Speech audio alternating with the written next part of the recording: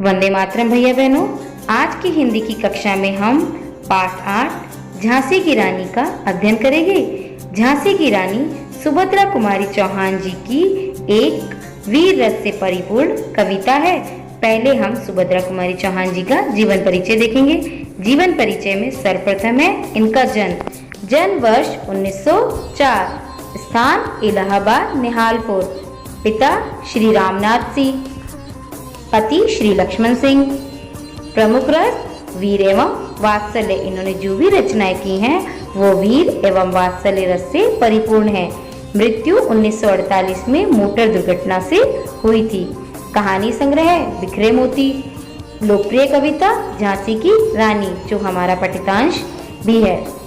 इन्हें सेकसरिया पारितोषिक से सम्मानित किया गया था। अब हम हमारे पाठ परिचय की ओर चलते हैं।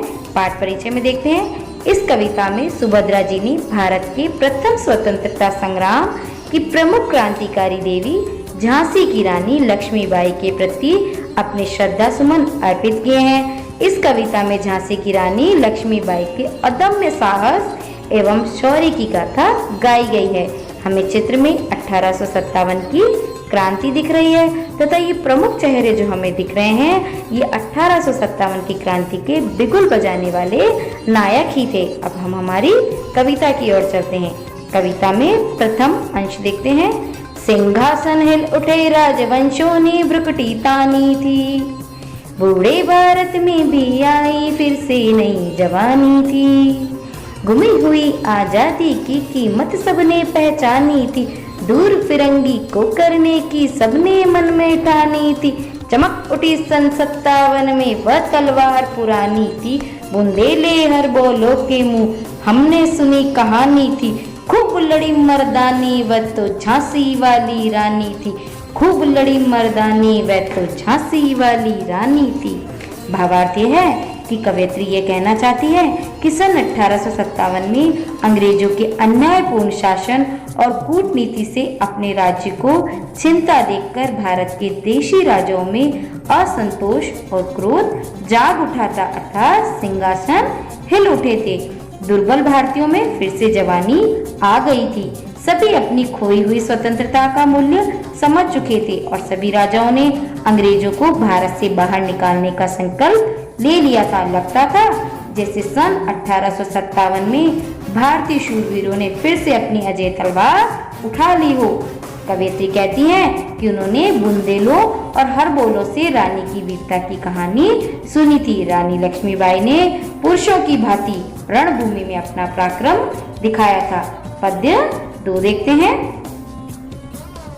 कानपुर के नाना की मुंह बोली बहन छबीली थी, लक्ष्मीबाई नाम पिता की वह संतान अकेली थी, नाना के संग पढ़ती थी वह नाना के संग खेली थी, बर्छी ढाल कृपाण कटारी उसकी यही सवेली थी, वीर शिवाजी की गाथाएं उसको याद जबानी थी, बुंदेले हर बोलो के मुंह हमने सुनी कहानी थी, खूब लड़ी मर्दानी वह तो झांसी वाली रानी थी, खूब लड़ी मर्दानी वह तो झांसी वाली रानी थी। भावार्थ कविता में कवयित्री ये कहना चाहती हैं कि कानपुर निवासी नाना साहब लक्ष्मी को अपनी बहन मानते थे और उसे प्यार से छबीली कहकर पुकारते थे। उसका नाम लक्ष्मीबाई था। वह अपने पिता की अकेली संतान थी। लक्ष्मीबाई का पढ़ना और खेलना नाना के साथ ही होता था। बर्छी, ढाल, तलवार, कटार आदि शस्त्र उसकी सहेलियों के समान साथ रहते थे। वीर शिवाजी की कहानियां उन्हें मुंह जबानी याद थी। कवयित्री बताती है कि उसने बुंदेलों और हरबोलों से सुना था कि लक्ष्मीबाई अंग्रेजों से मर्दों के समान निर्भीकता और वीरता से लड़ी थी। अब हम आगे के पद्य देखते हैं। लक्ष्मी थी या दुर्गा थी वह स्वयं वीरता का अवतार, देख मराठे पुलकित होते उसकी तलवारों के वार, नकली युद्ध व्यूह की रचना और खेलना खूब शिकार, सैन्य घेरना दुर्ग तोड़ना ये थे उसके प्रिय खिलवाड़, महाराष्ट्र कुल देवी उसकी भी आराध्य भवानी थी, बुंदेले हर बोलो के मुंह हमने सुनी कहानी थी, खूब लड़ी मर्दानी वह तो झांसी वाली रानी थी, खूब लड़ी मर्दानी वह तो झांसी वाली रानी थी। भावार्थ, महारानी लक्ष्मीबाई कुमारावस्था में कभी लक्ष्मी, कभी दुर्गा और कभी साक्षात वीरता का अवतार प्रतीत होती थी। उनके द्वारा किए जाने वाले तलवारों के प्रहार देखकर उनके मराठा साथी बड़े आनंदित हुआ करती। नकली युद्ध के व्यूह बनाना, शिकार खेलना, सेना को घेरना, नकली दुर्गों को तोड़ना, ये ही लक्ष्मीबाई के प्रिय खेल हुआ करते थे। महाराष्ट्रवासियों की कुलदेवी चंडिया भवानी उनकी भी पूज्य देवी थी। कवयित्री कहती हैं कि उन्होंने बुंदेले हरबोलों के मुंह से रानी लक्ष्मीबाई के मर्दाने रूप में वीरतापूर्ण युद्ध की कहानी सुनी थी। हुई वीरता की वैभव के साथ सगाई, झांसी में ब्याह हुआ रानी बन आई लक्ष्मीबाई झांसी में, राजमहल में बजी बधाई खुशियां छाई झांसी में, सुबह बुंदेलों की बिरुदावली सीब आई झांसी में, चित्रा ने अर्जुन को पाया शिवा से मिली भवानी थी, बुंदेले हर बोलो के मुंह हमने सुनी कहानी थी, खूब लड़ी मर्दानी वह तो झांसी वाली रानी थी, खूब लड़ी मर्दानी वह तो झांसी वाली रानी थी। झांसी के राजा के साथ लक्ष्मीबाई की सगाई हुई तो ऐसा लगा मानो वीरता की वैभव के साथ सगाई हुई है। वैभव अर्थात महाराज गंगाधर राव।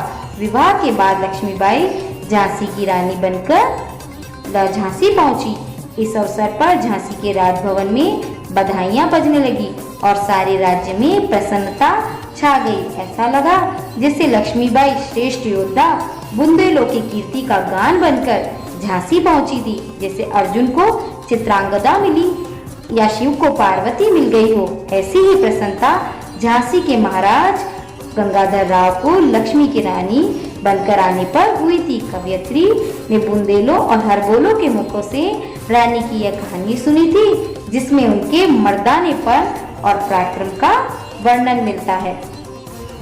उदित हुआ सौभाग्य मुदित महलों में उजियाली छाई, किंतु कालगति चुपके काली कटा घेर लाई, तीर चलाने वाले कर में उसे चूड़ियां कब भाई, रानी विधवा हुई हाय, रानी विधवा हुई हाय, विधि को भी नहीं दया आई, निसंतान मरे राजा जी, निसंतान मरे राजा जी, रानी शोक समानी थी, बुंदेले हर बोलो के मुंह हमने सुनी कहानी थी, खूब लड़ी मर्दानी वह तो झांसी वाली रानी थी, खूब लड़ी मर्दानी वह तो झांसी वाली रानी थी। इस पद्य में कवयित्री कह रही हैं कि लक्ष्मीबाई का जब विवाह हुआ तो उनके आगमन से झांसी के राजभवन में प्रसन्नता का उजाला सा छा गया। लगता था अब झांसी के सौभाग्य का उदय हो गया है, परंतु निर्दय समय चुपके संकट की काली घटा घेर लाया। लगता था काल को रानी के तीर चलाने वाले हाथों में सौभाग्य सूचक चूड़ियों का होना अच्छा नहीं लग रहा था। तभी तो उसने रानी को विधवा बनाकर उसकी चूड़ियां तुड़वा डाली। असमय ही रानी लक्ष्मीबाई विधवा हो गई। विधाता को भी ऐसा कठोर प्रहार करते हुए रानी पर दया नहीं आई। बिना संतान का मुख देखे राजा परलोक सिधार गए। रानी के शोक का तो कोई पार ही नहीं था। कवयित्री ने मर्दानी रानी लक्ष्मीबाई की यह कहानी बुंदेलों और हरबोलों के मुख से सुनी थी। बुझा दीप झांसी का तब डल हौजी मन में हर्ष आया, राज्य हड़प करने का उसने यह अच्छा अवसर पाया। फौरन फौज भेज दुर्ग पर अपना झंडा फहराया, लावारिस का वारिस बनकर ब्रिटिश राज्य झांसी आया। अश्रुपूर्ण रानी ने देखा झांसी हुई बिरानी थी, झांसी हुई बिरानी थी, बुंदेले हर बोलो के मुंह हमने सुनी कहानी थी। खूब लड़ी मर्दानी वह तो झांसी वाली रानी थी, खूब लड़ी मर्दानी वह तो झांसी वाली रानी थी। झांसी के राजा के संतान रहित ही मर जाने पर झांसी राज्य का कुलदीपक बुझ गया। सिंहासन खाली देख कुटिल अंग्रेज शासक डलहौजी मन ही मन बड़ा प्रसन्न हुआ। झांसी के राज्य पर अधिकार करने का उसे अच्छा अवसर मिल गया था। उसने तुरंत अपनी सेना भेजकर झांसी के दुर्ग पर अंग्रेजी झंडा फहरा दिया। इस प्रकार बिना उत्तराधिकारी वाले झांसी के राज्य का उत्तराधिकारी बनकर अंग्रेजी राज्य ने झांसी पर अधिकार कर लिया, अपना झंडा वहां फहरा दिया। विधवा रानी लक्ष्मीबाई आंखों में आंसू भरे हुए झांसी को पराये अधिकार में जाते देख रही थी। कवयित्री ने मर्दानी रानी लक्ष्मीबाई की ये गाथा बुंदेलो और हरबोलो के मुंह से सुनी थी। डलहौजी ने हड़प नीति के तहत झांसी को भी हड़पना चाहा था। अनून विनय नहीं सुनती है विकट शासकों की माया, व्यापारी बन दया चाहता था जब यह भारत आया। डलहौजी ने पैर पसारे अब तो पलट गई काया, राजाओं नवाबों को भी उसने पैरों ठुकराया।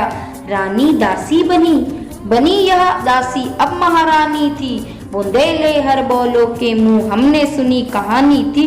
खूब लड़ी मर्दानी वह तो झांसी वाली रानी थी, खूब लड़ी मर्दानी वह तो झांसी वाली रानी थी।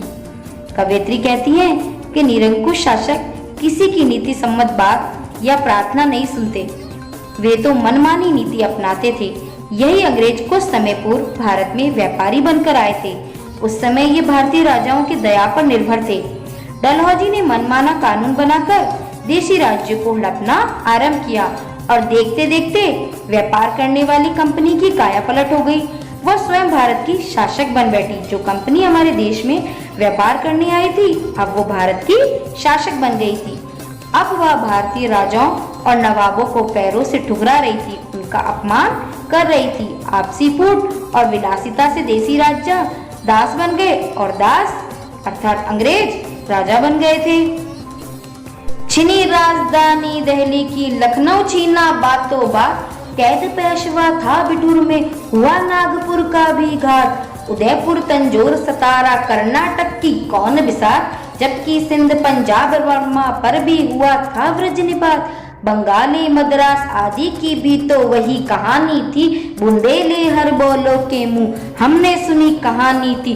खूब लड़ी मर्दानी वह तो झांसी वाली रानी थी, खूब लड़ी मर्दानी वह तो झांसी वाली रानी थी। कवयित्री कह रही है अपनी कुटिल नीति के माध्यम से डलहौजी ने राजधानी दिल्ली लखनऊ पर अधिकार कर लिया, पेशवा को बिठूर में कैद कर दिया। नागपुर, उदयपुर, तंजौर, सतारा, कर्नाटक, सिंध, पंजाब, ब्रह्मा जो वर्तमान में वर्मा कहा जाता है, आदि पर भी अपनी अनीति का कठोर प्रहार करके अधिकार कर लिया। बंगाल और मद्रास वर्तमान चेन्नई में भी यही हुआ। कवयित्री ने महारानी लक्ष्मीबाई के शौर्य की कहानी बुंदेलों और हरबोलो के मुंह से सुनी थी। रानी रोई रणवासों में, बेगम गम से थी बेजार, उनके गहने कपड़े बिकते थे कलकत्ते के बाजार।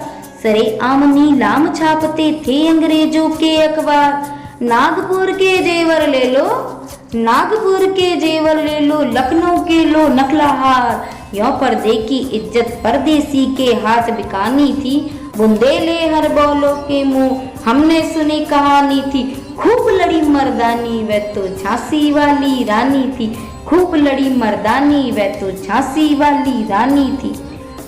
कवयित्री कह रही है अंग्रेजी शासकों के अत्याचार से रानियां और बेगमें अत्यंत पीड़ित थीं। उनके मूल्यवान आभूषण और वस्त्रों को छीनकर अंग्रेज कलकत्ता के बाजारों में बेच रहे थे। अंग्रेजों द्वारा अखबारों में इनके खुलेआम नीलाम की सूचना छपा करती थी। इस नीलामी से नागपुर के जेवर और लखनऊ की बेगमों के 9 लखे हीरो जड़ित हारों की बोली लगाने की घोषणाएं की जाती थी। पर्दों में रहने वाली भारत की नारियों की इज्जत इस प्रकार खुलेआम परदेसी अंग्रेजों के हाथों बिक रही थी। कवयित्री कहती है कि उसने बुंदेलो और हरबोलो के मुंह से मर्दानी रानी लक्ष्मीबाई की वीरता की कहानियां सुनी थी।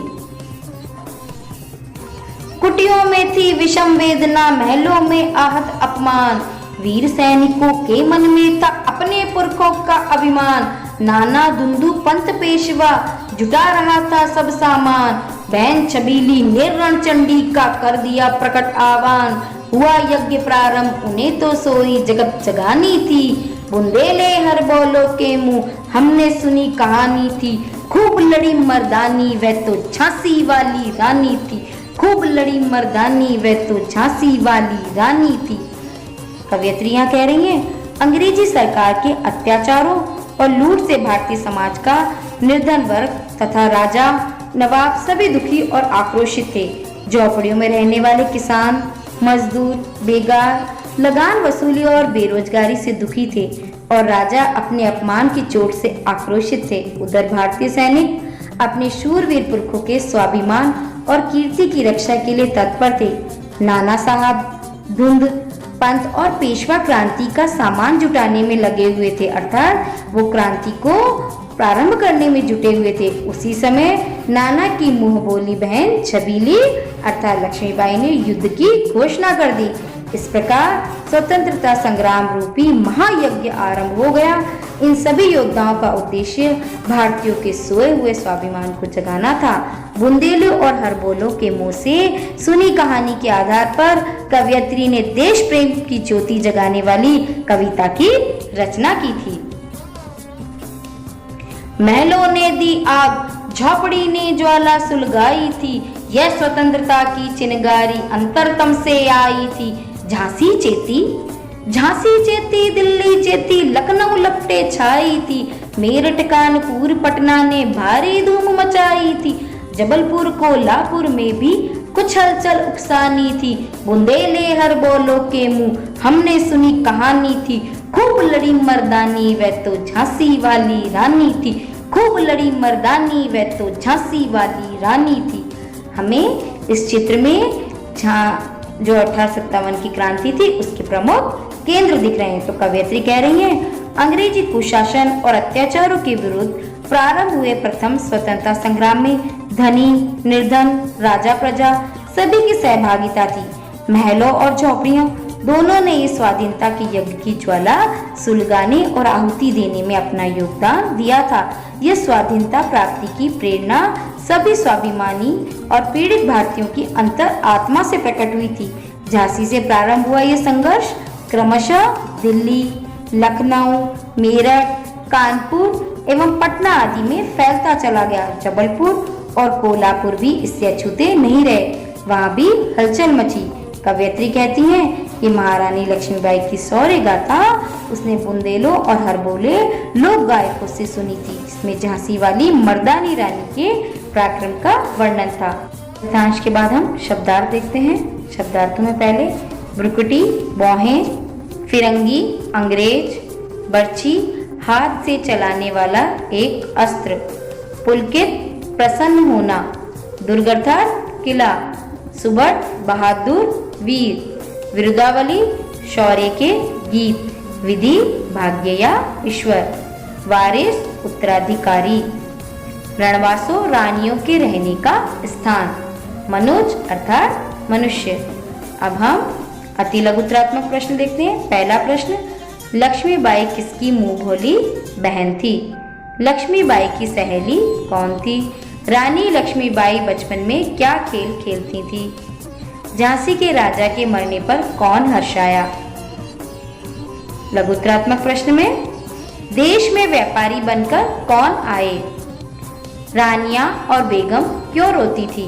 प्रश्न 3, रानी लक्ष्मीबाई की आराध्य देवी कौन थी? प्रश्न 4, लक्ष्मीबाई को किसकी गाथा याद थी?